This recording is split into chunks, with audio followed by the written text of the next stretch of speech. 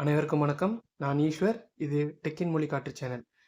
இன்னைக்கு நம்ம இந்த வீடியோவில் பார்க்க போகிறது இந்த வருஷம் புதுசாக மோட்ரோலாவில் ஒரு பட்ஜெட் ஃபோன் லான்ச் பண்ணியிருந்தாங்க.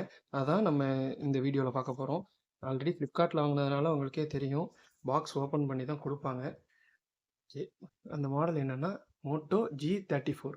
இது ஒரு அஃபோர்டபுள் ஃபோன், ஒரு பட்ஜெட் மொபைலில் கொஞ்சம் நல்லதாக கொடுத்துருக்காங்க. பாக்ஸை ஓப்பன் பண்ணலாம். பாக்ஸை ஓப்பன் பண்ணால் உள்ள மேலே மொபைல் இருக்குது. இந்த இடத்துல எப்போதும் போல் ரெகுலரான லீஃப்லெட்ஸ், ஒரு சிம் எஜெக்டர் பின்னும் கொடுத்துருக்காங்க. Okay, nice. அப்புறம் இதுக்குள்ளே ஒரு சார்ஜிங் பிரிக் இருக்குது. மோஸ்ட்லி பெரிய கம்பெனியெல்லாம் சார்ஜரை நிப்பாட்டிட்டாங்க. பட் இவங்க வந்து சார்ஜிங் பிரிக் கொடுத்துருக்கிறது ஒரு நல்ல விஷயம். ஒரு 20 வாட்ஸ் சார்ஜிங் பிரிக் கொடுத்துருக்காங்க. Type A to type C cable கொடுத்துருக்காங்க. இப்போ நம்ம இந்த ஃபோனை ரேப்பர்லேருந்து பிரிக்கலாம். Moto G34 5G. இது வந்து ஒரு 5G மொபைல், அதனால் அதை மேலே டிஸ்பிளேல கொடுத்துருக்காங்க. இதில் உள்ள மற்ற ஃபீச்சர்ஸ் பற்றி கொடுத்துருக்காங்க. நம்ம வாங்கியிருக்கிறது ஒரு லெதர் பேக். இது இல்லாமல் ஒரு ப்ளூ கலர், ஒரு பிளாக் கலர் இருக்குது. அது ரெண்டும் வந்து பாலிகார்பனேட் பிளாஸ்டிக்கு. இந்த ஒரு வேரியண்ட்டு தான் இவங்க லெதர் போட்டிருக்காங்க. அதனால தான் இந்த வேரியண்ட்டை நான் சூஸ் பண்ணேன்.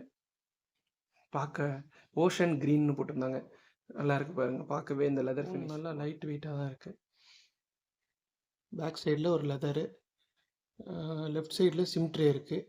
டாப்பில் ஒரு செகண்டரி மைக் இருக்குது. ரைட் சைடில் டாப்பில் வந்து வால்யூம் ராக்கர்ஸுக்கு கீழே பவர் பட்டன் இருக்குது. பாட்டமில் டைப் C போர்ட்டு, ஸ்பீக்கர்கள் கொடுத்துருக்காங்க. இதில் வந்து ப்ரைமரி மைக்கு, 3.5 mm ஹெட்ஃபோன் ஜாக்கு இது கொடுத்துருக்காங்க. இது ரொம்ப நல்ல விஷயம். கொஞ்சம் வயசில் மூத்தவங்க யூஸ் பண்ணுறதுக்கு ரொம்ப ஈஸியாக இருக்கும். இது வந்து 180 grams வெயிட், 5000 mAh பேட்டரியும் இருக்குது. பட் நல்ல வெயிட்லெஸ்ஸாக இருக்க மாதிரி ஒரு ஃபீல் இருக்குது. ஓகே, டூயல் சிம் சப்போர்ட்டு தான் இருக்குது. அதனால் நமக்கு எந்த கவலையும் இல்லை, 2 சிம் போட்டுக்கலாம். அது மட்டும் இல்லாமல் ஒரு 14 5G பேண்ட்ஸ் கொடுத்துருக்காங்க. இந்தியாவுக்கு சப்போர்ட் பண்ணுற மாதிரி. சைஸ் வந்து 6.5 inch டிஸ்பிளே சைஸ்.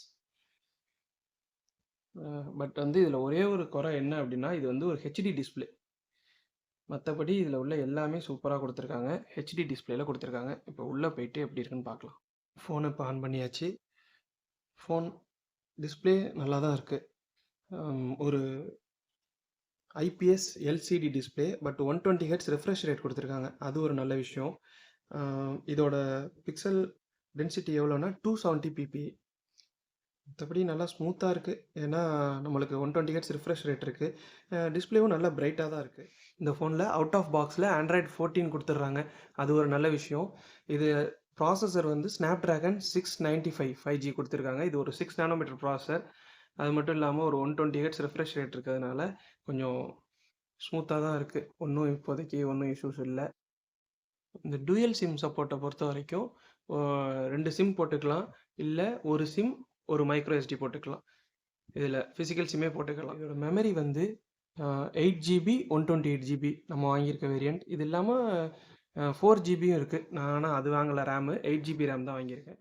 பேக் சைடில் 2 கேமரா கொடுத்துருக்காங்க. மெயின் கேமரா வந்து 50 MP f1.8 அப்பச்சரில் இருக்குது. 2 MP மேக்ரோ கொடுத்துருக்காங்க, f2.4 அப்பச்சரில். பேக்கில் ஒரு LED ஃப்ளாஷும் இருக்குது. இதில் வந்து வீடியோ வந்து 1080 at 30 ஃப்ரேம்ஸில் மட்டும்தான் எடுக்க முடியும். அதுக்கு மேலே நம்மளால் இதில் எடுக்க முடியாது. ஏன்னா இது பட்ஜெட் மொபைல். அந்த ரேஞ்சில் இதுதான் எடுக்க முடியும். ஃப்ரண்ட்டில் செல்ஃபி கேமரா வந்து ஒரு 16 MP கொடுத்துருக்காங்க. ஒரு 16 MP இந்த பஞ்ச் ஹோலில் கொடுத்துருக்காங்க. அது ஒரு நல்ல விஷயம். இன்னும் டியர் ட்ராப் நாச் கொடுக்குற ஃபோன்ஸ் எல்லாம் இருக்குது. பட் இது பஞ்ச் ஹோல் பார்க்குறதுக்கு ரொம்ப அழகாக இருக்குது. ஒரு 16 MP f2.4 அப்பச்சரில் கொடுத்துருக்காங்க.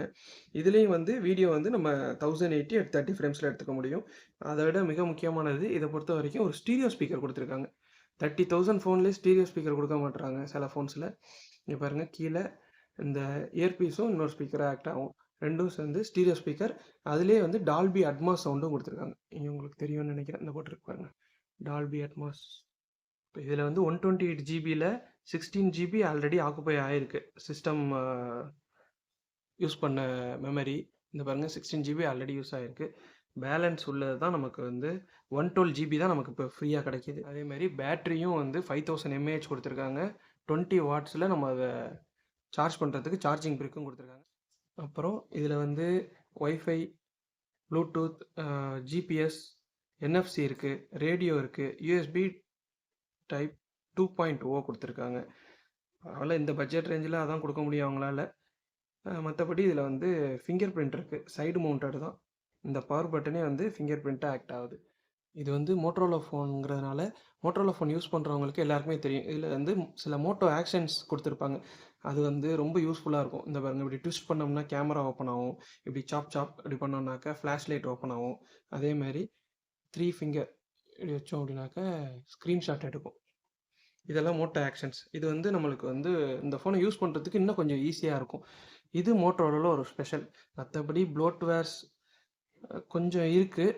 அது வந்து அன்இன்ஸ்டால் பண்ணுற அளவுக்கு தான் இருக்குது. பாருங்கள்,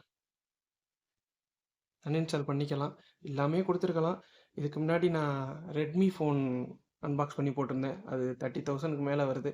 அதுலேயே அவ்வளோ ப்ளோட்வேர் இருக்குது. பட் இது வந்து ஒரு 10,000-11,000 ஓகே தான். வீடியோ கிளாரிட்டி ரொம்ப சூப்பராக இருக்குங்க, எந்த குறையும் சொல்ல முடியாது. எல்சிடி டிஸ்பிளேவாக இருந்தாலும் வீடியோ கிளாரிட்டி அவ்வளோ அழகாக இருக்குது. இங்கே பாருங்கள், கிளாரிட்டியில் எந்த குறையும் சொல்ல முடியாது. டிஸ்பிளே கிளாரிட்டி வந்து ரொம்ப நல்லாயிருக்கு. வால்யூமும் சூப்பராக இருக்குது. Dolby Atmos sound, stereo speaker. But அதை போட்டு காமிக்க முடியல, அதனால் விஷுவல் மட்டும் போட்டு காமிக்கிறேன். நல்ல கலர்லாம் அவ்வளோ பஞ்சியாக இருக்குது. டிஸ்பிளே பிரைட்னஸும் நல்லா இருக்குது பார்க்குறதுல. இன்டோர்லேயும் சரி அவுட்டோர்லேயும் சரி பார்த்தேன். அந்த அளவுக்கு ஒன்றும் குறை சொல்கிற அளவுக்கு இல்லை, எல்லாமே நல்லா தான் இருக்குது. அதேமாதிரி கிளாரிட்டி ரொம்ப நல்லா இருக்குது. டிஸ்பிளேயோட அந்த விவிட் கலர்ஸு எல்லாமே பார்க்க ரொம்ப நல்லா இருக்குது. எல்சிடி டிஸ்பிளேன்னு நினைக்க வேண்டாம், கலர்ஸ் எல்லாம் அக்யூரேட்டாக காமிக்குது. இதில் வந்து ஹெச்டிஆர் சப்போர்ட் கிடையாது. மற்றபடி டிஸ்பிளே பார்க்க நல்லா இருக்குது, அதில் எந்த குறையும் கிடையாது. பட் வந்து இதில் ஹெச்டிஆர் சப்போர்ட் கிடையாது. இதில் வந்து 1080 வரைக்கும் தான் ப்ளே ஆகுது. என்டர்டைன்மெண்ட்னு கொடுத்துருக்காங்க ஒரு ஃபோல்டரு. அந்த ஃபோல்டருக்குள்ளே போனோம்னா 4வது ஆப்ஷனாக ஆட் காமிக்குது பாருங்க. அந்த ஆட்ஸ் வந்த ஃபோல்டர்ஸ் எல்லாம் அன்இன்ஸ்டால் பண்ணதுக்கப்புறம் இப்போதைக்கு நம்மளுக்கு இதில் வந்து எந்த ஆடும் வர்றதில்லை. அந்த ஃபோல்டர் மாதிரி இருந்ததில் தான் நம்மளுக்கு ஆட்ஸ் வந்துக்கிட்டு இருந்துச்சு. இப்போ அந்த இதெல்லாம் அன்இன்ஸ்டால் பண்ணிட்டேன், அந்த ப்ளோட்வேர் எல்லாத்தையுமே. இப்போ நமக்கு வந்து ப்ளோட்வேர் ஃப்ரீ ஆகிடுச்சு. இந்த இமேஜஸ்லாம் பாருங்கள், நல்ல கலர் பஞ்சியாக நல்லா கிறிஸ்பாக இருக்குது. ஒரு லென்ஸாக இருந்தாலும் கொஞ்சம் நல்ல லென்ஸாக கொடுத்துருக்காங்க, அது வரைக்கும் பரவாயில்ல. வீடியோ கிளாரிட்டி நல்லா தான் இருக்குது. இந்த வெளிச்சத்துக்கு கிளாரிட்டி கொஞ்சம் நல்லா இருக்குது. ஃபோக்கஸும் நல்லா டக்குன்னு ஆட்டோ ஃபோக்கஸ் ஆகுது. கலர்ஸ் எல்லாம் நல்லா தான் பஞ்சியாக கேப்சர் பண்ணுது.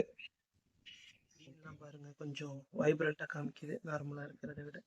மற்றபடி கிளாரிட்டி நல்லா இருக்குது. 1080 30 ஃப்ரேம்ஸில் தான். 60 ஃப்ரேம்ஸ் கொடுத்துருந்தா கொஞ்சம் நல்லா இருந்திருக்கும். இந்த இமேஜஸ் எல்லாமே டே லைட்டில் எடுத்தது.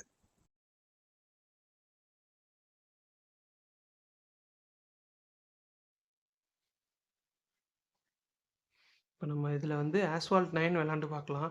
இது வந்து ஒரு ஹை கிராஃபிக்ஸ் கேம் தான். பட்டு நமக்கு வந்து இதில் ஒன்றும் அந்தளவுக்கு லேக் இல்லை. ஆனால் வந்து டிஸ்பிளேயோட அந்த கிராஃபிக்ஸு இது வந்து கொஞ்சம் கம்மியாக இருக்குது. மற்றபடி லேக் இல்லாமல் தான் விளாண்டுக்கிட்டு இருக்கு. அதை பற்றி ஒன்றும் ப்ராப்ளம் இல்லை. மற்றபடி லைட்டாக இந்த கிராஃபிக்ஸ் கண்டென்ட் கொஞ்சம் கம்மியாக, ஃப்ரேம் ட்ராப்ஸ் எல்லாம் ஒன்றும் ஆகலை. இந்த மோட்டோ G34 இந்த மொபைல் வந்து யூஸ் பண்ணுறதுக்கு நல்லா இருக்குது. இந்த பட்ஜெட்டுக்கு நல்லா கொடுத்துருக்காங்க. இப்போதைக்கு நான் யூஸ் பண்ண வரைக்கும் நல்லா தான் இருந்தது. கேமராவாக இருக்கட்டும், டிஸ்பிளே கிளாரிட்டியாக இருக்கட்டும், எல்லாமே நல்லா இருக்குது. இந்த பட்ஜெட்டில் ஓகே அப்படிங்கிறவங்க கண்டிப்பாக இந்த மொபைல் வாங்கி யூஸ் பண்ணலாம். என்னோடய ரிவ்யூ பாருங்கள், பிடிச்சிருந்துச்சி அப்படின்னாக்க அதை யோசிச்சுக்கிட்டு உங்களுக்கு கம்ஃபர்ட்டாக இருந்தால் இந்த மொபைல் வாங்கி யூஸ் பண்ணுங்கள். இந்த வீடியோ பிடிச்சிருந்துச்சின்னா நம்ம சேனலை சப்ஸ்கிரைப் பண்ணிக்கங்க. இந்த வீடியோவுக்கு ஒரு லைக் பண்ணி ஷேர் பண்ணிவிடுங்க. தேங்க்ஸ் ஃபார் வாட்சிங். சியர்ஸ்.